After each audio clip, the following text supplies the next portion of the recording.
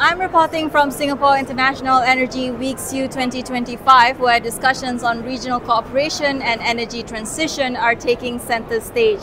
The ASEAN Power Grid is seen as a cornerstone of the region's future energy landscape, enabling countries to trade electricity, integrate more renewables, and reduce costs through shared infrastructure.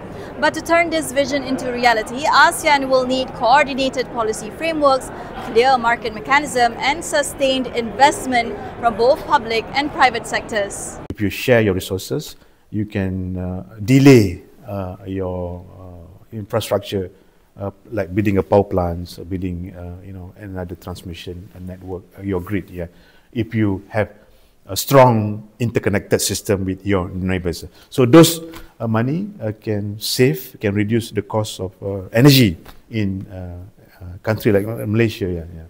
And energy security. What will be the cost? If I may ask you, what will be the cost implication to the economy if you have a blackout? Massive, it's huge.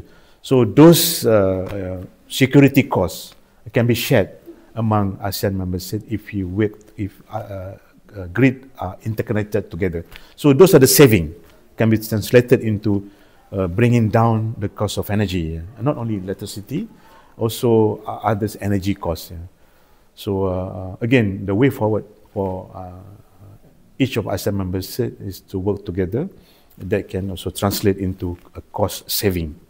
And then you mentioned about the tariff, electricity tariff, and the cost of fuel, energy that also contributing to this cost of electricity. Yeah. So by sharing, by working together, that will help managing the volatility as well. The cost can be very, very volatile. But if you build more renewable energy, solar, wind, there's no running costs, solar and wind. So you only spend, capital costs, initial capital costs, but running cost is almost free. Wind and solar. So that also address the volatility. If you were to pay the hedging, to hedge, you never know the crude and the gas price and even the coal price can be very volatile. Yeah? We experienced this during COVID and post-COVID, during Ukraine war and Russian war. So again, renewable energy can provide the answer of managing the volatility of the hydrocarbon costs in future. Yeah. With ASEAN member states having diverse energy capacities, Razib says inclusivity and transparency are key to ensuring no country is left behind. So we have this slogan, no one left behind, no one will be left behind. And the other aspect that we are looking at the market mechanism. So when you talk about market mechanism, it's commercial agreements, commercial terms and so on.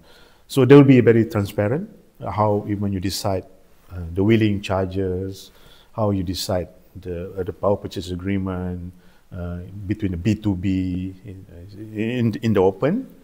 So I believe the market will determine the pricing and the cost, and everything has to be fair. So take example, Laos, we always say Laos is like a battery for the Southeast Asian, for the ASEAN. So if they were to sell the power to their neighboring countries, they will get whatever the right price for their resources, especially the hydro resources. In Vietnam, they have a lot of wind resources, so they will get the right price. So it's all based on the commercial and the market that we're going to design properly. So to answer to you is yes, it is a thing that we are going to work fairly and open and transparent to the satisfaction of all ASEAN member states. ASEAN Centre for Energy also plays a pivotal role in driving this vision forward through harmonized standards, policy alignment, and robust frameworks to enable cross-border power trade. ASEAN Energy Minister also agreed on our 5 years business plan. We call ASEAN Plan of Action for Energy Cooperation starting next year until 2030. So we're going to put up the implementation activities plan align with this strategic objective and align with this KPI given to us to finish within 5 years. Again, we have 7 program areas, we call 7 levers. So APG is the number 1 levers. Of course, in the beginning we discussed all those things to do, harmonizing our grid code, technical code, aligning national and regional policy, and determining the wheeling charges and all the practical and the terms and reference on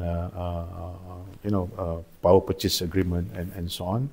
So how can utility operator from one country to communicate, protocol and so on and so forth. So ACE will be busy as a secretariat, and we come up with all the framework. Not to forget the importance of renewable energy certificate. We also given a task to finalize the REC standard or framework, a common framework which is acceptable to all 10 ASEAN member states. And one important thing, the other framework that we're going to finish by October next year is a submarine framework, submarine cable framework. So there's going to be another interesting project, not only on land or inland. There will be a lot of projects that involve laying submarine cable crossing the ASEAN archipelago. Yeah. As ASEAN advances its power grid ambitions, collaboration both within the region and with global partners will be critical. The challenge now lies in translating plans into projects and commitments into connections. From SIEW 2025, I am Farhana Sheikh reporting for Astro AWANI.